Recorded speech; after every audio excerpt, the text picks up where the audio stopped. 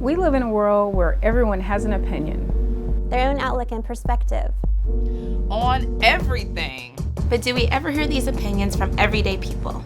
Like you and me. So we have 6 everyday people with 6 different opinions over 6 great plates of food. Coming together to break bread. Discussing today's trending topics. So stick around and join us in our conversation because this is Breaking Bread Sunday Brunch.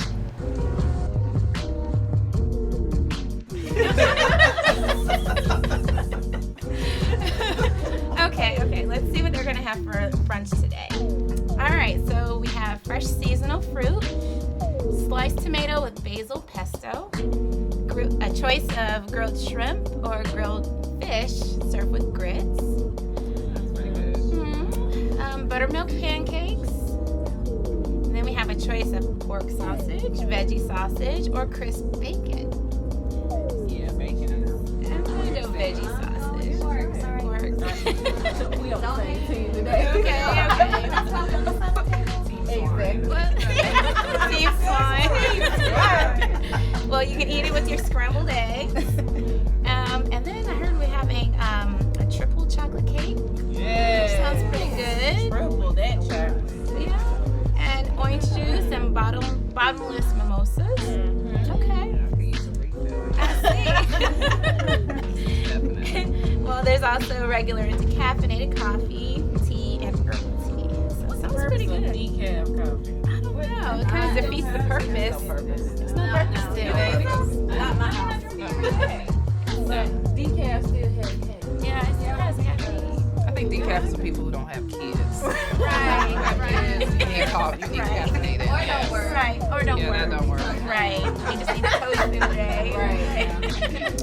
Well, it sounds good. It sounds really good. That sounds great. I'm Yeah. Hungry. Let's go. All right, guys, so let's talk about topic 1, which is love and dating. So according to the AJC, there are 80,000 more single women ages 18 to 64 than men in Atlanta. These numbers have grown exponentially over the last 8 years. It's pretty crazy. Some questions to consider are, number 1, how do you differentiate between settling and actually knowing you're the one? Or you're knowing you're with the one?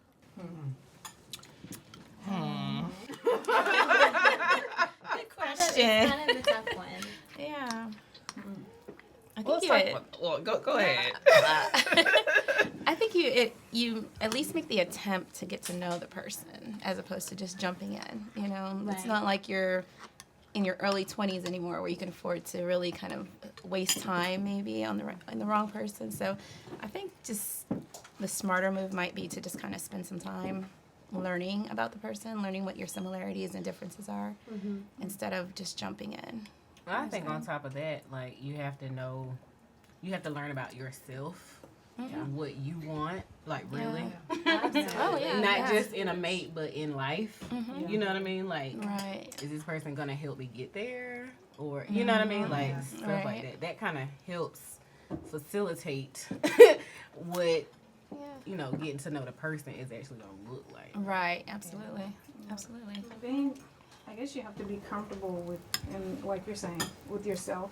You can't really think that you can be comfortable in a relationship and actually, getting to know that person. You don't even know who you are. Right. And then you go into it like, okay, I'm thinking this person's going to add 50%. I'm going to add my 50%. No, Right. you need to come in 100, and that person come in 100. And then you kind of trickle down to that 80-20 rule. 80% I can deal with them. 20% yes, please stay. 20% on the This is seat. true. Right. That's true. So it's like, Yeah. okay, I can deal with that. But it's, I agree with you. You have to know who you are and then just really be comfortable in yourself, Yeah. before you can really kind of move on and say, okay, hey, I'm ready for this next step. Yeah. Right. But it's a continuous kind of thing. You know what I mean? Like, you have to continue to get to know yourself. Yeah. It's work all And around. exactly. It's work all around. So Absolutely. just because you find this perfect person or you're 80% worth of perfect, I mean, yeah, I don't think it stops there. 10 years into, a relationship, for me, I'm still like, okay, let me refine, because we tend to lose ourselves as women. Nurturers. You know what I mean? Yeah. Let me refine myself. What do I want? And let me make sure I communicate that to him so he knows, this is what it is. And there's no surprises down the road. Right. And I also think it's where you absolutely feel comfortable. Like that, there's that whole comfort level with the one, nothing's really forced. I mean, I know there's some things you do have to be, get comfortable with.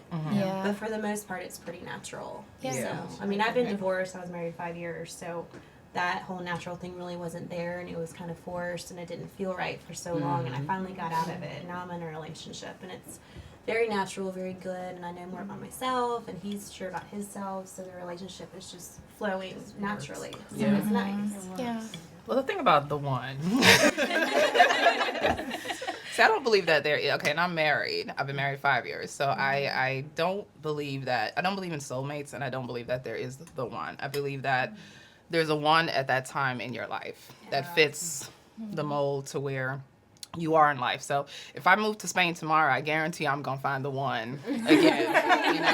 If I move to Hungary, Czech Republic, I'm going to find the one. So when people say, like, there's one person in the world for you or soulmate, no, I believe there's tons of people we can connect to. It's just where we meet at that point in our lives. I believe that my husband was the one at the point that I was at that point in my life, and now it's our job. We have to make the decision to continue to grow together, and in the hopes that we do, but I just don't think everybody will fit, like the 80-20. I don't think everybody's going to fit everything you desire, because you continually change. Does that exist? Every day. Tomorrow I'm like, I'm not in the mood. I'm just not in the mood. So it's just who fits that mold in that point that you are in your life, and you just hope that y'all continue to fit. It's a hope. You can't even say we're guaranteed to fit in 10 years from now. It's a constant work. Constant work. The relationship is work. It's a lot of work, whether you're married or not, So Absolutely. I think when, as far as settling versus compromising, you have to, well, of course, be comfortable with yourself and who you are, but also having deal breakers already in your mind. This is what I can work with versus this is what I can't put up with, and sticking to that. Because I think out of the relationship, that love or respect that is there, that person will meet you halfway, some way. There may be tendencies that we have that a person may not be used to, but if they have that love and respect, it's like, okay, Crystal, you're snoring at night. I'm not used to that, and it's irritating. But let's see what we can, maybe have a medium. Whether whatever that may be. And I think that's for a lot of people. This society is so driven on myself, me, I. That when it comes, when it comes to conjoining that with somebody else. To grow, move forward, there are hard adjustments that need to be made, and some people just have not really ever had to think outside of myself.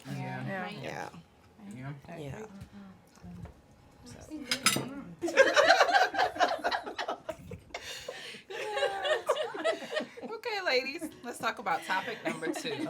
Career. So during an interview on her show earlier this year, Wendy Williams bluntly stated to Nicole Scherzinger, formerly of the Pussycat Dolls, that she wasted all her good years by not having a baby. Okay? So our question, as a woman, when it comes to childbearing, do you think women subconsciously sabotage or excel in their careers based on that alone? What do y'all think about that? All about baby making. I guess I'll start. I mean, I have 2 children. I have a 3-year-old and a 6-month-old. When it comes to career, I've never been the one that's like, okay, look, I'm going to climb the ladder to success and then have my kids. I knew, like, well, my husband, if he had it his way, I would have been pregnant before we got married. But anyway, that's another topic. But as soon I pretty much had my first son, let's see, maybe 6 months into I had just started my job, and I had him like 6 months into it. So a lot of people would say, you probably should have gave it like 2 to 3 years, get settled in a company. But the way I see companies, okay, you're good today, and tomorrow I have red shoes, you don't like me, and I'm gone, right? So I'm like, I put my family goals first. So that, you know, and a lot of people would disagree with that, but I just kind of feel like, you know, your family is with you and they're with you forever.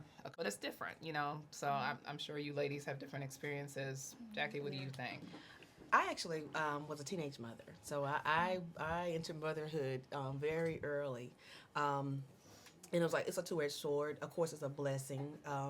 It sparks something in you if it's not already there to push and fight, to do whatever it takes to be able to take care of your child and yourself.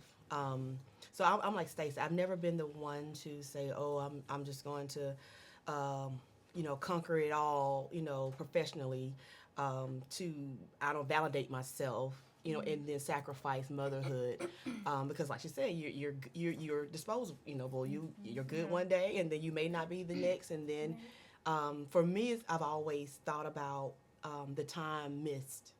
You know, you can't get it back. Just adjusted. I adjusted my whole life for choosing to, you know, to be a mother at early age.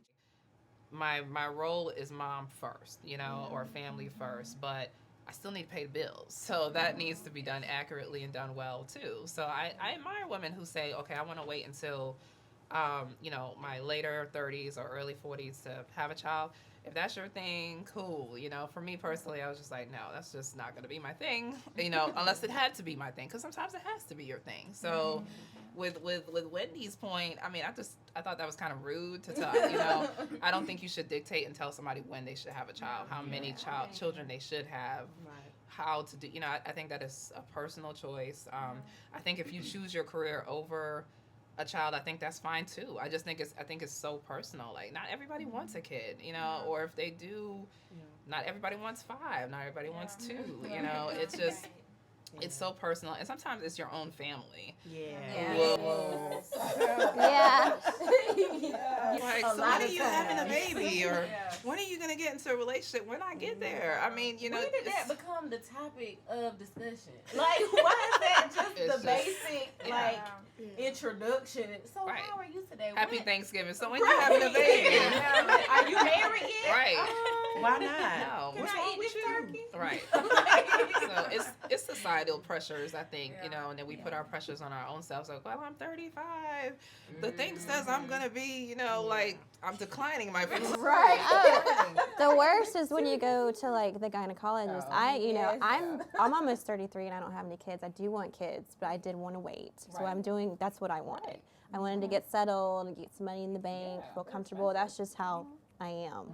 But now when I go to like the gynecologist, she's like, how old are you? And I'm like, I'm almost 33. She's like, girl, you need, that clock's ticking. Like, she makes me feel bad for not having kids. Like, my eggs are like dying and like going away. And I'm like, what? I can have a kid at 40 if that's what I want.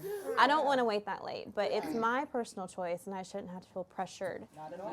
You know, from my doctor. And my family's pretty cool about it because they just know how I am. But yeah, I'm one of the ones who wanted to wait. I'd like to have one, you know, if I can get my boyfriend to propose in the next year or so. I'd like to have one at 35, but you know, I'm not going to put a bunch of pressure on myself because that's not fair to me. If it happens, it happens. If not, I'm going to live my life and God will bless me in some other way maybe. You never know. Okay, guys. So the third topic is on friendship. One of the most famous friendships of today is that between Oprah Winfrey and her bestie Gayle King. They first met as adults in 1976 and have been inseparable and close ever since. So close that rumors have circulated about them having a more romantic involvement with one another because society has not seen women as friends this close. So, why is it so difficult for women to form friendships as adults? I think we compete subconsciously with each other more often than not. You know, a woman walks in the room and you automatically size her up and down. You know, like, oh, those some cute shoes, girl. Okay, maybe we could be friends. Or I don't like that weave you got, so you can stay over there. You know what I mean? I mean, I keep a close circle, you know, personally. That's just a personal choice. You get involved with too many people, then it gets confusing, and I would much rather keep it small. But, I mean, from a societal perspective, I think that especially with reality TV and all of this, like, they're always at each other's heads. You don't really see forums like this where people are really having, you know, good conversation and getting along, and you don't see that. You have a lot of times where people aren't even friends to themselves. They don't know who they are. If you see a angry woman when she's older and can't make friends at all, she was like that when she was a child. So, you know, you have to look at that also. What was her background? Why is it that she's so standoffish? You know, what's up with all the insecurities? You don't just up one day, you know, wake up, oh, I'm gonna be insecure today about this, about that. You know? Sometimes life just happens. You know, I think you just get busy, involved with family and career. You just, you know, girlfriends kind of take a back seat sometimes, you know. And a lot of times when women get in relationships, their girlfriends kind of fall by the wayside. And so I think that really disrupts the friendships, you know. And then they break up and suddenly they're here again. They need that girlfriend to lean on, you know. They're going through a rough patch. Girl, where are you? I need to talk. You know, like, so establishing new relationships is a little difficult, especially if they're not in your everyday, you know what I'm saying, circle. So Yeah. unless you're just the adventurous type and you just kind of go out seeking friends, which I don't see that happening. That term is used loose. Like, I mean, even to social media, you know, is, I can honestly say maybe a third of the people that I'm truly connected with out there that I don't want to say a third, maybe 20%. I truly would call my friends. But different people have different definitions of friendship. That's true. And it doesn't happen until you take the time to spend time and connect that you really see, okay, yeah, me and Sarah really are friends. Yeah. But maybe, you know, me and Crystal are more like associates. Yeah. She cool, but I ain't trying to, you know. Hang out afterwards. And sometimes those negative experiences is how you find out, you know, what category to place people in. But I think a majority does come from the insecurity factor, which hinders some women or a lot of women from being able to be open to having those type relationships. I mean, you know. Well, a lot of times you're not even meeting the actual person. You know, you mean like their representative. Yeah. Their agent. You know, like you know, I work for Shuantell. Check you out until you know. There's this for me, there's a mental checkoff list of who you are. You know, what you should be able to tell me, or at least I should know everything I want to know about you within the first 5 minutes of us talking, because it says a lot. If you sit back and you allow a person to really speak their mind, they become a little bit more lax, a little bit more transparent. You know, so if you can be transparent and just really be yourself, but that goes back to a lot of people can't be themselves. I found that in my life transitions, some friendships fall off. And then you may pick up another one along the way, because some people are just flowing with you through all the stages. And then some people, they just fall off. You buy a house, all of a sudden you think you all that because you got a house. And they're gone. You know, and then, or you got married. Oh, okay, you think you're fly because you're married now. You know, it's just these different stages. People, and they don't understand that each stage comes with as a challenge. Being a homeowner, okay, now that something breaks, it's my responsibility to fix it. So every stage, to much how's it go? It's much who's given, much is required. So you're gonna have the good with the bad, you know. But some people don't want to go through those stages with you, so you're just gonna lose some friendships along the way. And I've just learned to look, okay, it just comes with the season. Who's gonna come in my next season? That's a good attitude to have, because if you let it get to you, you'll just I used to. You gotta go along with it, right? And then you can't make any more friends. I used to really let it get to me, because you're just like, oh my God, like how could she? I didn't go to her bridal shower, so it's over. You know, like and girls, we hold stuff. You know. Oh, yeah. Yeah, I stuff. think as a woman, like, we tend to just Yeah. and I had a girlfriend, we get were friends for a offended. long time, and I was 7 months pregnant. I couldn't make it to her destination wedding, and it was in Puerto Rico, and we still have not talked. Wow. You know, we still have not because I don't choose to, but because she just could not understand why I was not. I was like, I cannot travel, like I really can't though. And even if I could, honestly, because I had a girlfriend who I had a destination wedding, and she was 5 months, so she could have traveled. And I said to her, listen, honey, we can have a drink when we get back. Yeah. You know, like if you want to come because you want a baby moon, or you know, just you and your husband to come, do it on your own terms. But our friendship won't be over if you don't come to this wedding. You know what I'm saying? Because it's a lot.